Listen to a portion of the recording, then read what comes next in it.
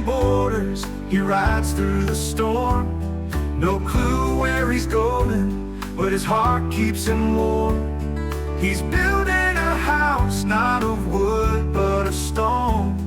A place deep inside where he'll call it his home.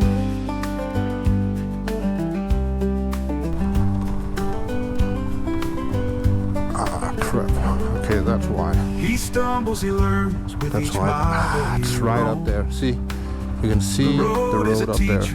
The wild feels like home. What are you doing here, Simon? Go home! Where the unknown resides. But during COVID, He finds something little pieces of himself in different the ride. happened. Like bearded borders, he rides This is through truly the storm. amazing. No clue where he's going, but his heart keeps There's him for warm. sure been some sort He's of building a house, not vlogging wood, going on here. but of stone. A place deep inside where you No doubt about that. his home.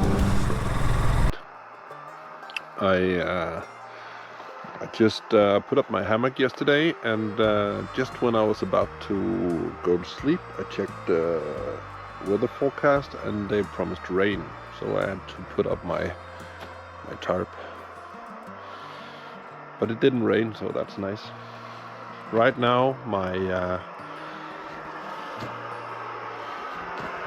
boiler is boiling some water, so I can get some oatmeal. I'm eating oatmeal with some protein powder and some raisins. And you might say, well, isn't that boring? Well, I've been eating that for the past 2 years, so no. And then a cup of coffee. And then I'm gonna pack down my camp. Right now it's almost 8 o'clock. So in around an hour I will have been eating, and then I'll pack everything up, and yeah, 9 o'clock I'll hit the road again. On the road again. Dee, dee, dee.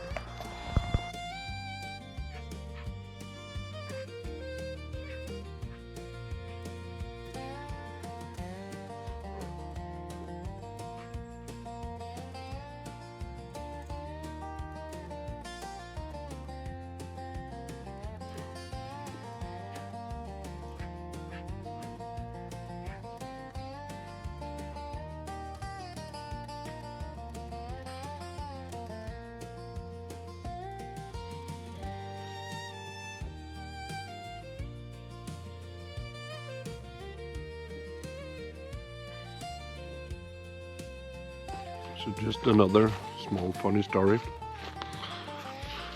When I woke up this morning, there was a small squirrel crawling down my hang line. That is just so nice, being out here in the nature and getting so close that even my snoring won't get any of the animals scared. So yeah, that was kind of a nice experience. Yesterday I saw a lot of squirrels, and I saw a moose, or a snow camel, as I call them as a joke. Yep. So quiet out here, perfect. Before I leave today, I'll just go down to the lake, or maybe I'll just take my bike down there and just show you the lake before moving on. So now I am ready to go. I can see on my water bladder that I didn't drink near enough water yesterday, so I need to drink more. One of the big problems, I have a bladder here. One of the big problems with water, drinking water, is that I have a buff that is above my nose and mouth, so it's hard to drink and drive. So I may need to stop, make small stops a lot more today. But I promised you guys that I would show you. I forgot my GPS. I promised you guys that I would show you the lake, so we're just gonna drive down to the lake now and see the very calm and very beautiful lake, and then it's off to find the trail again. And today's mission, yesterday I found my batteries. I can't remember if I showed you, but I did find batteries and water yesterday. Today I have half a tank of fuel, but my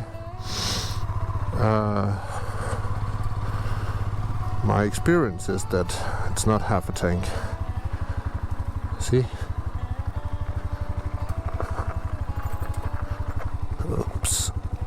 Oh, just look at that view.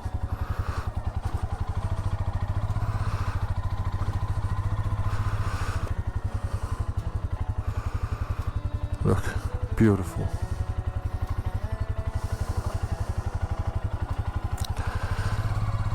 I had a thought yesterday that I only drove 100 or 120 kilometers. I reset the odometer when I started, or when I was like maybe halfway to the ferry in Denmark, but I know that when I drove from home I just passed 3,100 kilometers, and now I'm at 3,529. So since I left home I drove 429 kilometers. So I must have reset the odometer after driving 200 kilometers, or was it 3,200? Maybe it was, but still, if it's 3,200, then I have driven 100 kilometers when I reset the odometer. And that fits okay. It's like it won't find any GPS signal. So what I'm trying to do now is to just drive and see if it just suddenly pops up with a GPS signal. I know where I'm going for the next, like, maybe 1 or 2 kilometers. This is not part of the TET. This is just a trip I took, of course.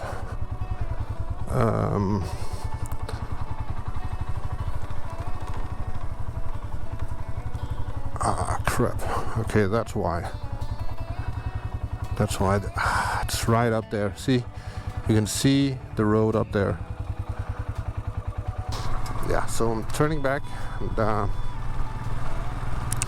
and if everything goes wrong, then I just have to go all the way back to my to the way I came in.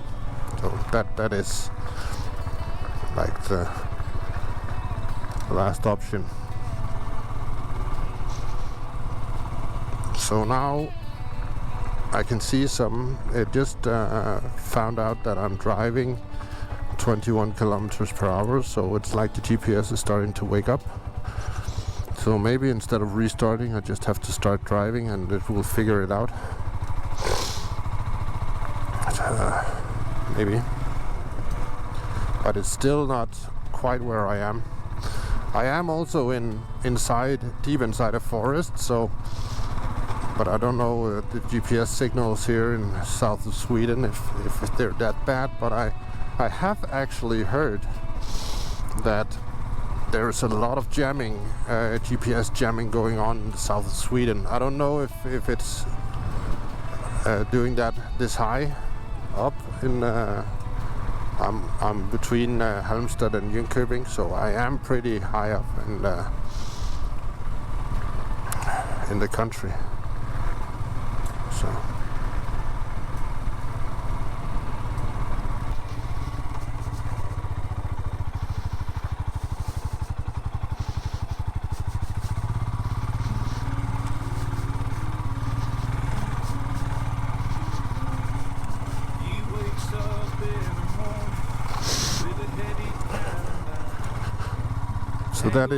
this is highly recommended, that even though you're following the TET, try to go a bit off course once in a while.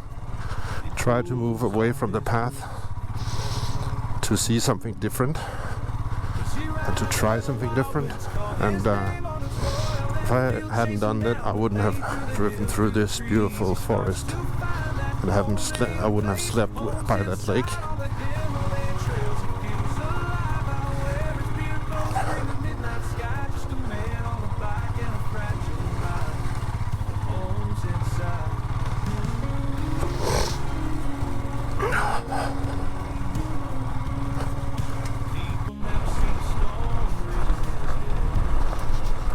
This is simply just beautiful.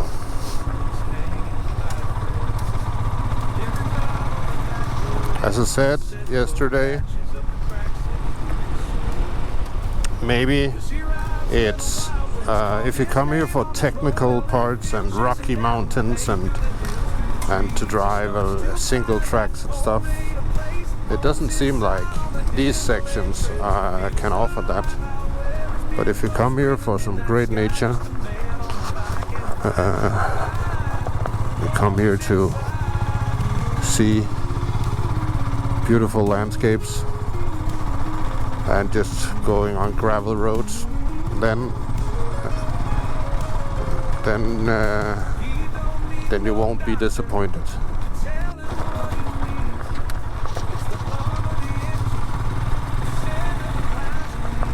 Just like being in a movie. What are you doing here, Simon? Go home! You can just see the Viking rise from out there with his sword. Urgh.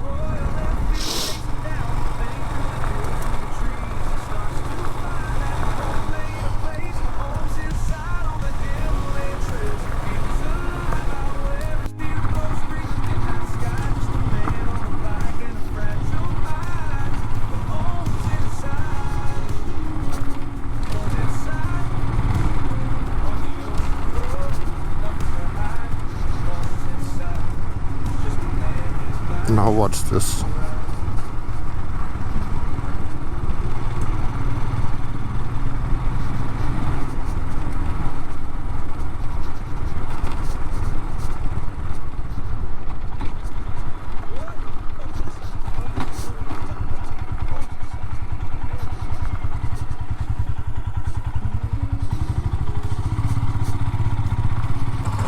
A little fun fact about Sweden is that they have some large exports of pine wood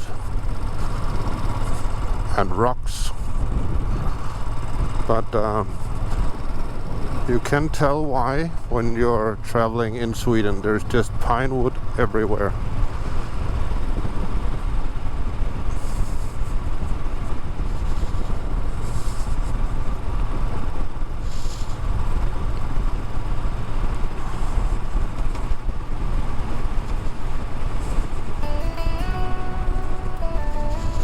I am getting out on tarmac again.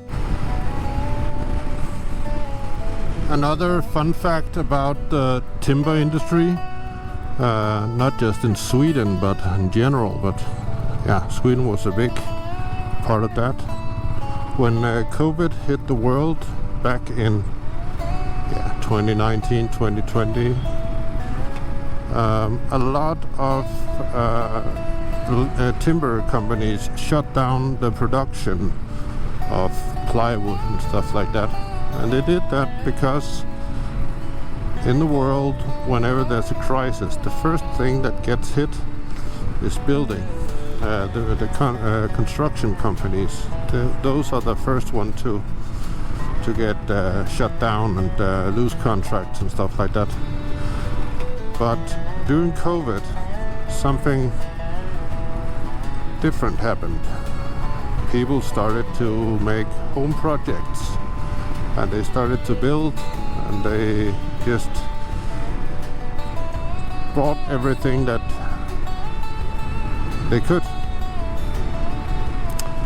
So, but the timber companies, they're shut down, and now they need to start up the production again. And that takes time. That takes a lot of time. It's not just 14 days, then everything is back to normal. So when 2021 hit, the storages were empty, and a lot of the timber yards weren't able to get plywood and a lot of different other timber products as well. Just normal normal construction wood was getting harder and harder to find, and that meant one thing: the prices rise, because when you have something and other people want to buy it, well, then you can sell it at a higher price. So prices were rising, and then what happened was that there was a styrofoam company in Denmark that burned.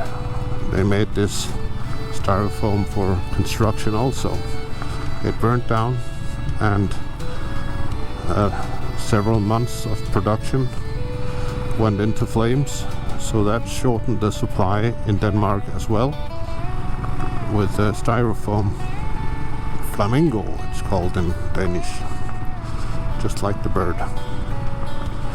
So we had a shortage of almost some of the most essential building materials when constructing a house. So a lot of these companies that were building these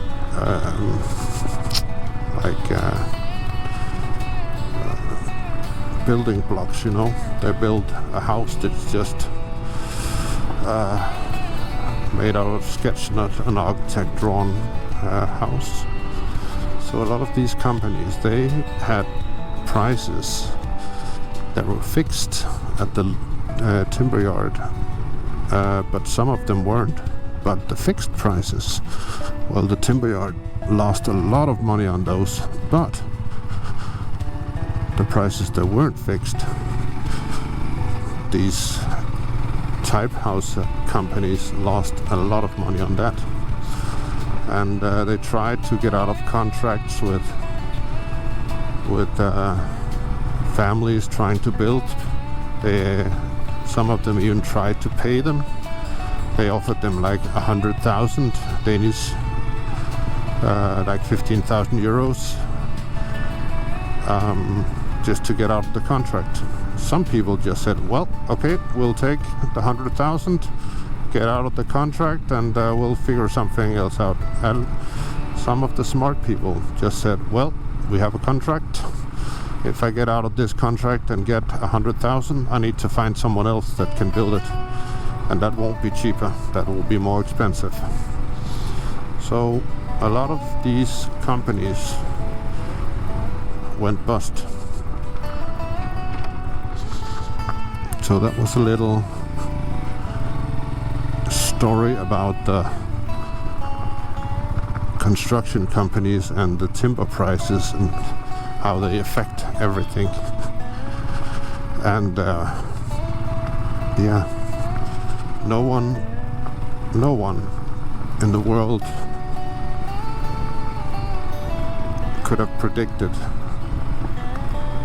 what happened in the building industry and in the building material industry back in 2020 and 2021.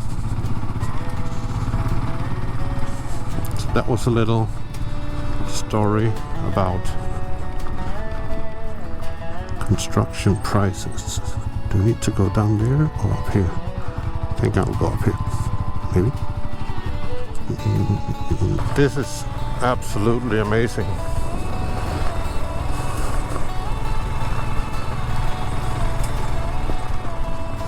Oh, look at this.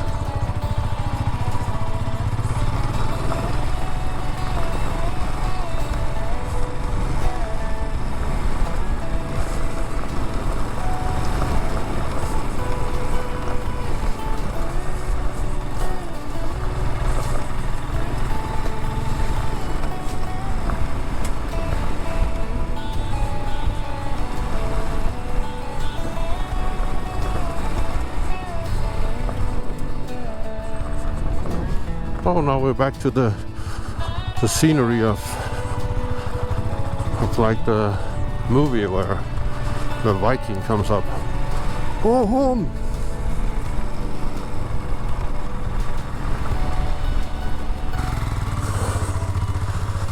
Just look at this. Truly amazing.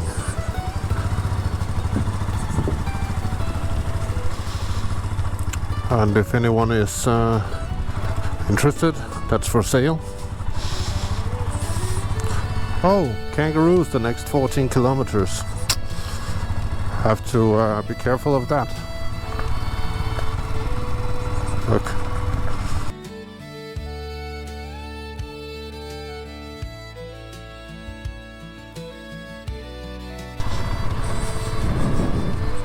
This is truly amazing. There's for sure been some sort of logging going on here. No doubt about that.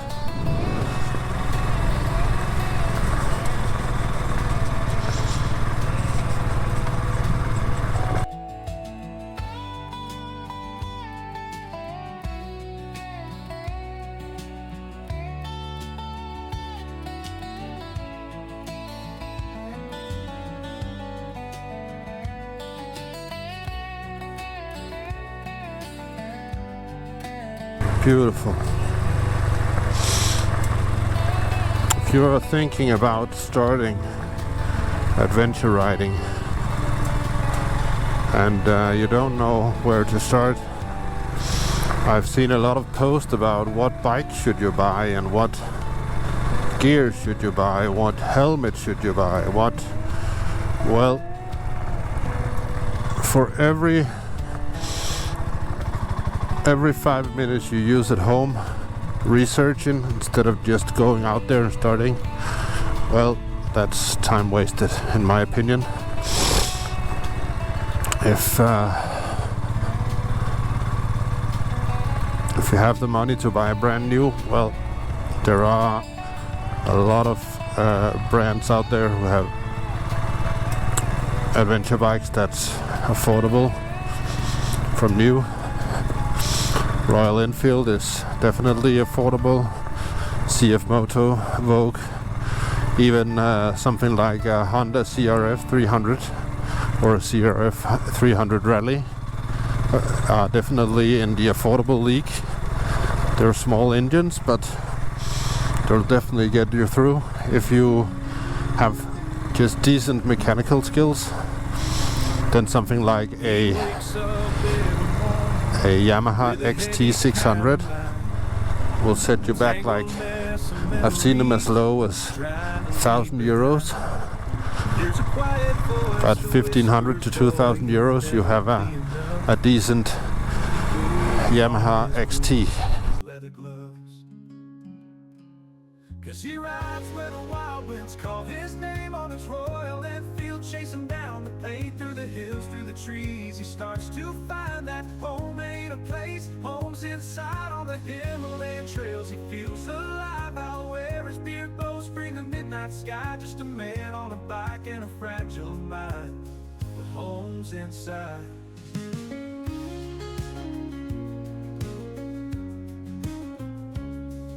People never see the storm raging in his head.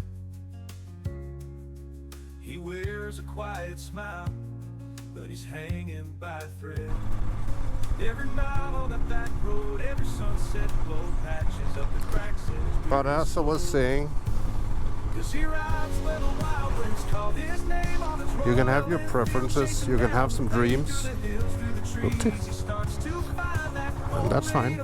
I have dreams as well. I have dreams about other gear and places I want to go, and yeah, but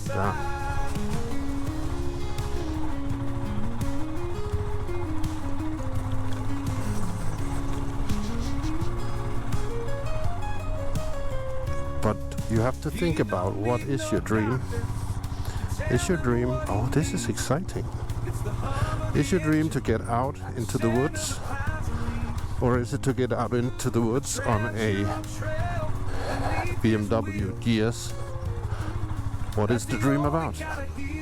And that's the most important thing. Because if your dream is the BMW, the most expensive bike on the market almost, if that's the dream, well, then you have to follow that dream. If your dream is to be an adventure rider and get out adventure riding,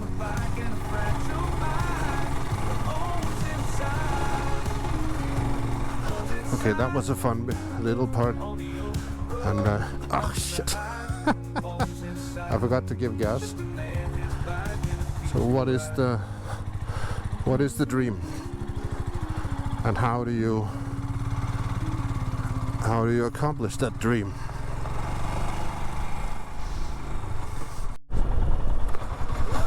So now I am at my lunch place, but there's also something else here. But I am actually a bit uncertain that I can get to it now that I come here. There should be a fuel station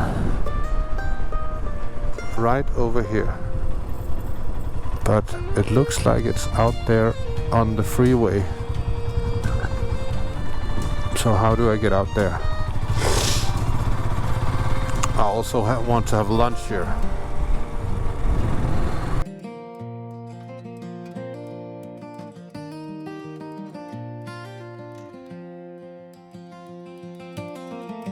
I am gonna go and find a place to sit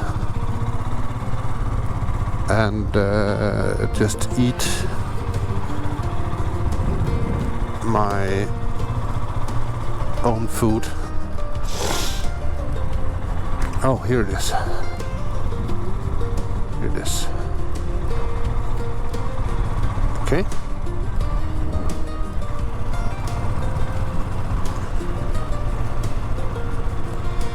What to do?